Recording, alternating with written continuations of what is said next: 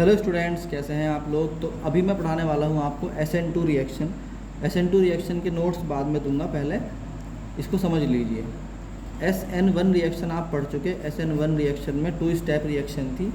पहले हैलाइड को अलग किया था, यानी हेलोजन ग्रुप को सेपरेट किया था आयन बनाकर, और उसके बाद फिर अटैच किया था न्यूक्लियोफाइल को। अब सेम वही कंडीशन है। मान लो C2H5OH है, या सॉरी C2H5Cl है, तो ये क्या हो गया, क्लोरो ईथेन आपके पास है।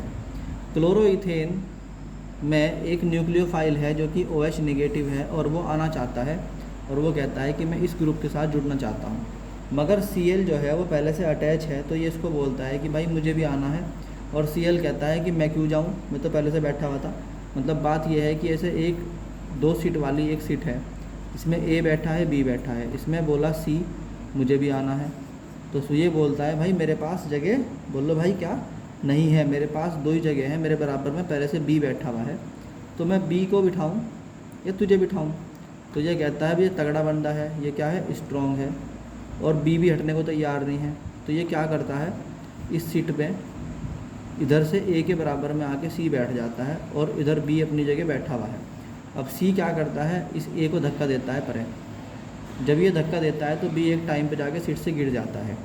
तो इस तरीके से अब सीट पे कौन कौन हो गए, C और B हो गए, C और A हो गए, C और A हो गए। तो यानी A तो अपनी जगह रहा, मगर जो उसके साथ पहले से B बैठा हुआ था उसने उसको धक्का दे के निकाल दिया।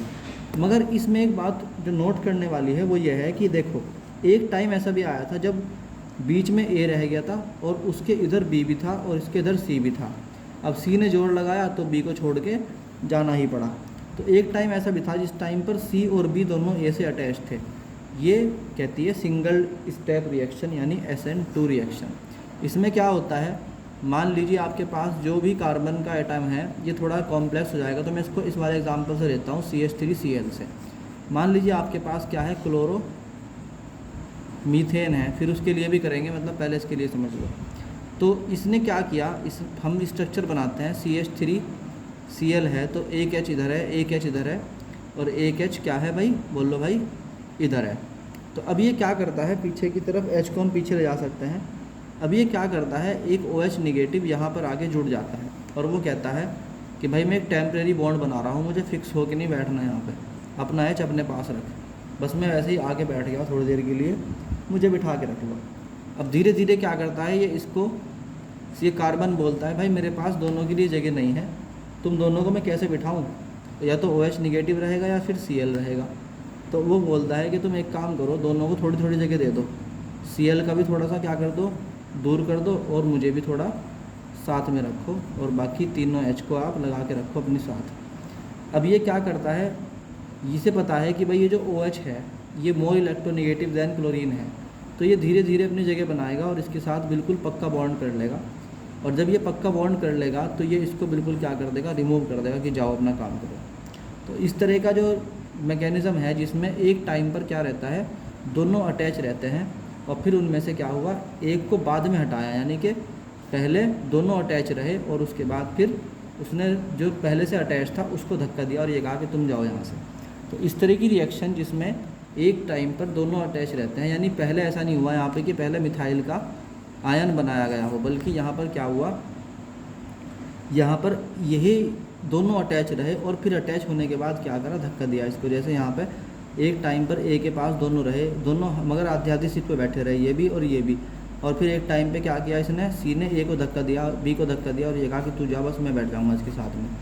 तो जो पहले से अटैच था वो भी रहा, जो नया आया वो भी रहा, और फिर उसने धक्का दे दिया Cl को, और ये कहा कि अब मैं जुड़ जाता हूँ और मैं बन जाता हूँ CH3OH। ठीक है, तो इस तरीके से आपने क्या कर लिया, CH3Cl से CH3OH बनाया। मगर बीच में एक कंडीशन ऐसी भी आई थी जब Cl भी और OH भी दोनों एक साथ कार्बन पर क्या थे, बोलो भाई, अटैच थे। तो इस रिएक्शन को बोलते हैं SN2 रिएक्शन। इसमें एक ही स्टेप होता है, ये सिंगल स्टेप रिएक्शन है, और इसमें जो है बहुत आराम से आप इसको समझ सकते हो। तो रफ वर्क है, चाहे तो उतार लीजिए चाहे ना उतारें। तो अब इसमें समझते हैं कि ये कैसे होता है। अब आ जाओ। SN2 रिएक्शन क्या होता है, it is a single step reaction. ये एक सिंगल स्टेप रिएक्शन है। इन दिस बोथ हेलोजन और न्यूक्लियोफाइल, यानी दोनों हेलोजन भी और न्यूक्लियोफाइल भी एक टाइम के लिए अटैच रहते हैं to the carbon and then halogen leave, और फिर हेलोजन छोड़ देता है। तो जैसे Rx था आपके पास, पहले से आपके पास एक हेलोजन ग्रुप अटैच था, फिर उसके बाद क्या हुआ, एक न्यूक्लियोफाइल आया, उसने कहा तुम जो है हेलोजन को कि तुम जो है मुझे अटैच कर लो, मैं परमानेंट नहीं आ रहा हूँ, और उसको भी अटैच रखोगे। जब दोनों अटैच नहीं कर सकता, कार्बन की वैलेंसी फिक्स्ड है 4 है, वो 5 वैलेंसी नहीं कर सकता, तो वो दोनों को थोड़ा थोड़ा स्पेस देता है कि तुम दोनों रह लो, यानी जो पहले से अटैच था उसको थोड़ा कहता है तुम दूर हट जाओ हल्का सा, और नए वाले को भी आने दो। उसके बाद क्या होता है, बीच में एक सिंगल कंपाउंड बनता है जिसके अंदर हेलोजन ग्रुप और न्यूक्लियोफाइल दोनों एक साथ होते हैं। उसके बाद ये जो न्यूक्लियोफाइल है ये रह जाता है, और ये जो हेलोजन ग्रुप है वो इलेक्ट्रॉन दे के निकल जाता है। तो इसका एग्जाम्पल भी मैं लिखवा देता हूँ आपको, इसका एग्जाम्पल अच्छी तरीके से याद कर लेना। फॉर एग्ज़ाम्पल इसमें जो है क्या होता है, आपके पास मान लीजिए CH3Cl था, और इस पर क्या हुआ, एक OH माइनस ने कहा, OH निगेटिव ने कि मैं आना चाहता हूँ, तो इसने क्या किया, CH3 ने Cl के साथ थोड़ा बॉन्ड वीक करके और इस OH को भी आने दिया, और यहाँ पे इसको क्या कहा, इंटरमीडिएट कंपाउंड बना लिया, या इंटरमीडिएट क्या बना लिया, कंपाउंड, जिसके पास OH और Cl दोनों अटैच हैं। मगर मैंने आपको पहले ही कहा था कि बोथ कैन नॉट लिव, दोनों एक साथ नहीं रह सकते एक ही जगह, तो इसलिए इसको छोड़कर जाना ही पड़ेगा। तो ये OH का जो इलेक्ट्रॉन है वो इसको मिल जाता है, और यहाँ पर बन जाता है CH3OH, एंड CH3OH जब ये बन गया तो फिर क्या हुआ, Cl नेगेटिव छोड़ के चला गया। ये रिएक्शन जो है ये क्या होती है, ये रिएक्शन थी SN2 रिएक्शन। इसका एग्जाम्पल में आप इसको लिख सकते हैं। तो इसी तरीके से जो है ये क्या हुआ, अब इसका आपने यहाँ तक नोट कर लिया। अब इसमें देखो, configuration of product is always inverted, वो जो प्रोडक्ट बनेगा वो हमेशा क्या होगा, उसका कॉन्फ़िगरेशन हमेशा उल्टा होगा, इन्वर्टेड होगा, एंड कॉल्ड वाल्डन इन्वर्जन, और उसे वाल्डन इन्वर्जन कहते हैं।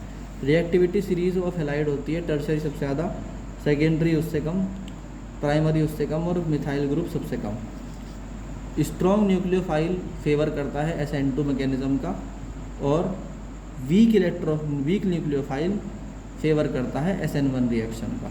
नॉन पोलर सॉल्वेंट फेवर करता है SN2 मैकेनिज्म का। तो ये 2 बातें नोट कर लीजिए, अगर जो है पोलर है तो SN1 में जाएगा, नॉन पोलर है तो SN2 में जाएगा। दूसरा, स्ट्रॉन्ग न्यूक्लियोफाइल फेवर करता है SN2 रिएक्शन का। तो बच्चों ये था आपका SN1 और SN2 रिएक्शन, होप आपको समझ में आया होगा। Thank you.